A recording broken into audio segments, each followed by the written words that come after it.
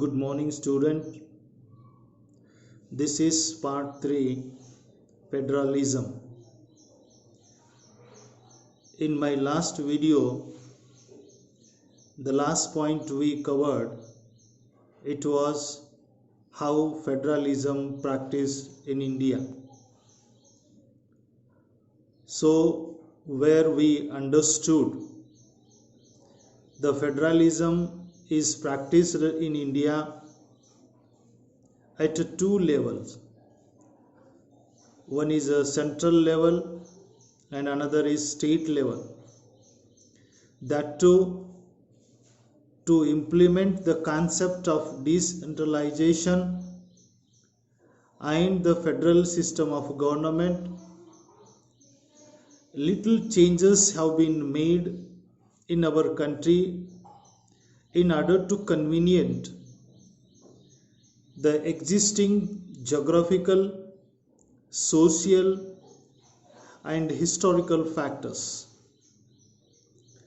So in which we studied another three important subheadings under how federalism is practiced in India. Students, today's point to pick up is decentralization in India. Before we understand the meaning of decentralization, before that there is one more question. We have to understand first the answer of that question. What is decentralization will later on come to the answer. The first question is, why this decentralization necessary to India? Students, we know that the federal governments like our, where we have the provision of dual government according to the constitution, we have so far discussed the two tiers of government in our country in the previous video. But like a vast country, India, only the two levels of government cannot be run. The states in India are as large as independent countries of Europe. In terms of population, Uttar Pradesh is bigger than Russia. Maharashtra is about as big as Germany. Many of these states are internally very diverse. There is thus a need for power sharing within these states. Federal power sharing in India needs another tier of government below that of the state governments. Means, students, you might have understood, since India is a very vast country where only the two tiers of government is not just enough to pay the equal attentions to every nook and corner of our country, and moreover the number of states in our country, they are many of them as big as many European countries. Apart from that, the countries not only they are big in terms of population and the geographical area, but in terms of the diversity, enormous diversifications can be found. Therefore, in order to provide the freedom and independence, we need to adopt the third level of government, which is known as the local self-government. These are the reasons why do we need the decentralization to be adopted.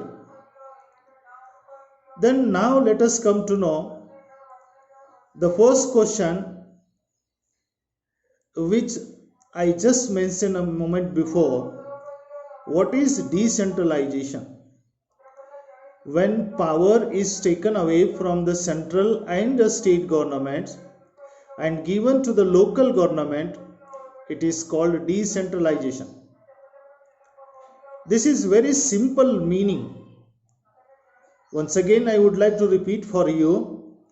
When power is taken away from central and state governments and given to the local government, it is called decentralization. In other words, decentralization, D means no centralization. So in this system of decentralization, powers are distributed or shared in the different stakeholders and different levels of government. So students, here, quite opposite to decentralization, there is the system of centralization. Centralization is nothing but all the powers are concentrated or put together at a particular point. So we get here the two different terms. One is centralization, another is decentralization. So both of them opposite to each other. Now at this moment we are going to learn what is decentralization or a decentralization in India. The basic idea behind the decentralization is that there are a large number of problems and issues which are best settled at the local level. People have a better knowledge of problems in their localities. They also have a better ideas on where to spend money and how to manage things more efficiently. Now children, you might have realized that apart from the points which earlier just I mentioned, why this decentralization is required in our country, though already we had a dual governments, then why there felt the another requirements to have a local self-government is the reason number one for that. There are large number of problems and issues which are best settled at the local level. The problems which are being faced by the people of a small village at the remote, at the corner somewhere, so that the people of that village, they understands more better to their problems than any others. Even they know how to settle those problems at their local levels. Along with that, the people of the village also have a better knowledge of the problems in the localities. Therefore, to have the local self-government is the very essential idea. Thereafter we move to the third point.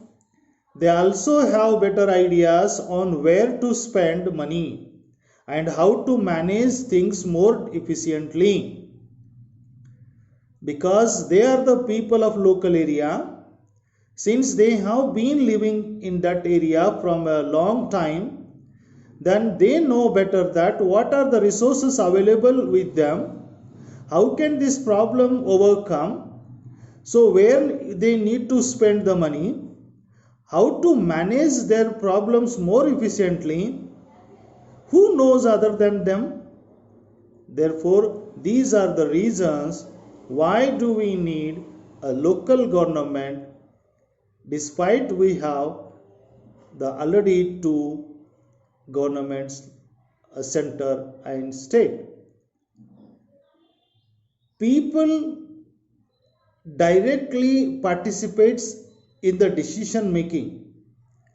So this is another provision through the implementation of idea of local self-government, we also provide them the platform where the local people of the villages can participate in the decision making of the government. This helps to inculcate a habit of democratic participation. Local government is the best way to realize one important principle of democracy, namely local self-government. So this is all about what is decentralization, why do we need the decentralization in our country. The another question we also got the answer of this is, so why the third tier of government is required in India, and the answer we got in 4 to 5 points. The need of a decentralization was recognized in our country's constitution since independence, and there have been several attempts made to decentralize the power to the level of villages and towns. So this idea came to true in the form of Panchayati Raj system. It is the decision making body for the entire village. This provision of local self-government is not only made available to the villages but also even to the towns.